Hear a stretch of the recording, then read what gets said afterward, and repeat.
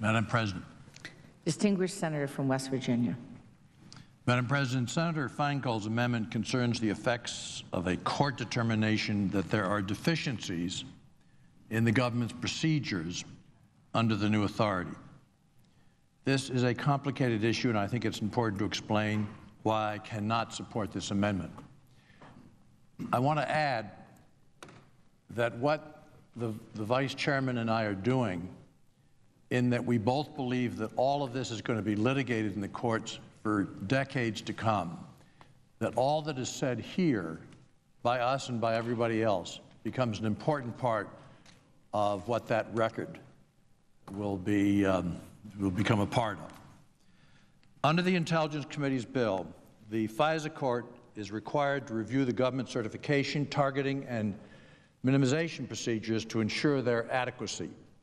If the court finds a deficiency in either the minimization or targeting procedures, the Intelligence Committee bill requires that the government correct the deficiency or cease the acquisition. The Feingold Amendment goes beyond requiring that collection be terminated or deficiencies be corrected. It restricts the use or disclosure of any information collected that concerns U.S. person with anybody, unless the Attorney General determines that the information indicates a threat of death or serious bodily harm, or the person consents.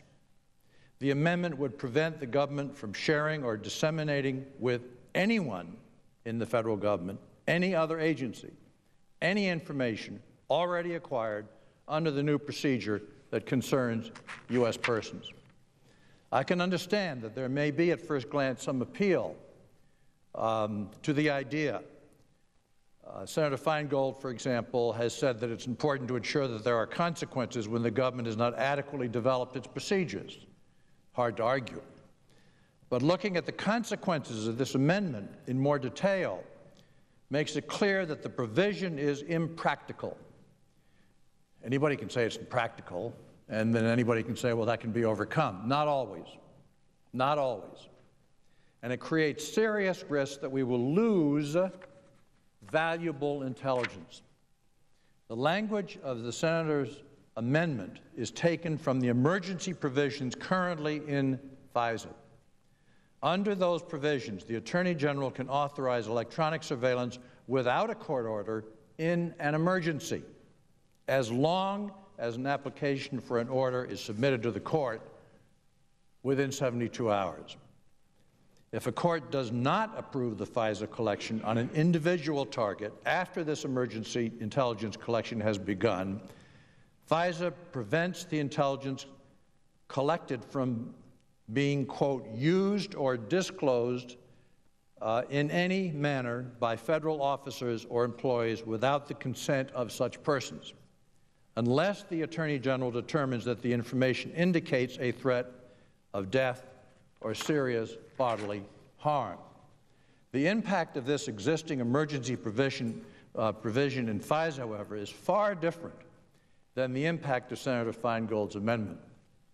In contrast to limiting the use of a small amount of information collected on one target during 72 hours of emergency procedures, Senator Feingold's amendment potentially limits use of all information gathered through a new system of intelligence collection. To understand why these are different situations, it's useful to consider the difference between traditional FISA applications and orders, between FISA applications and orders and the new Title VII provisions, in which we have wrapped a number of parts. Unlike traditional FISA applications and orders, which involve collection on one individual target, the new FISA provision creates a system of collection.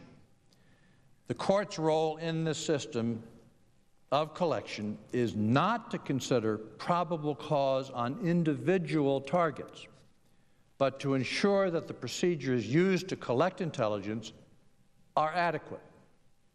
The court's determination of the adequacy of procedures, therefore, impacts all electronic communications gathered under the new mechanisms, even if it involves thousands of targets. I'll repeat that. The court's determination on the adequacy of procedures, therefore, impacts all electronic communications gathered under the new mechanism, even if it involves thousands of targets. Senator Feingold's amendment applies to all of this intelligence collection.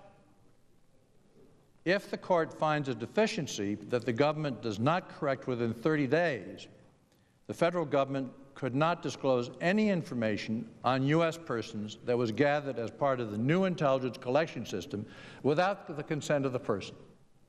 Thus, unlike existing emergency procedures, which use limit the use of a small amount of intelligence gathered over a 72-hour period on one target, Senator Feingold's amendment would potentially restrict the use of large amounts of intelligence without regard to the importance of the intelligence. In addition, under Senator Feingold's amendment, intelligence analysts would have to determine whether the collected intelligence contained information concerning U.S. persons. The Feingold amendment would require the intelligence analysts to sift through all of the intelligence that has been collected under the new process in order to identify information potentially subject to restriction. As part of that process, analysts might be required to look at information that had not previously been analyzed in detail because it did not appear to contain significant foreign intelligence information, in order to determine whether the information concerned U.S. persons. Senator Feingold's amendment, therefore, has the potential to be more intrusive of U.S. privacy interests than the original initial collection. Finally, this limitation on use applies regardless of what deficiency is found by the court, as long as the deficiency is not corrected within 30 days. Even if the court finds a minor deficiencies in the procedures and the government is acting in good faith to correct it, this provision would require the intelligence community to prevent any disclosure of the information. Please consider that, Madam President, to share with nobody in the government. In sum, this provision could restrict the use of significant amounts of intelligence based solely on minor deficiencies in procedures. It may also require the intelligence community to focus its analytical resources on satisfying this provision rather than on collecting and analyzing the intelligence needed to protect this country. In my review, this allocation of resources makes no sense. Now, of course, it's easy to say that analysts would have to do a lot more work, and people say, well, the analysts where they reside, where they work, there are many of them, and you can always up the number of them, but it takes a long time to train these people, and they have work to do, because al-Qaeda is represented in over 60 countries throughout the world, and these people have to be spot on in terms of being alert to the intelligence, which is their regular business of work. I therefore cannot support this amendment, and I yield back any remaining time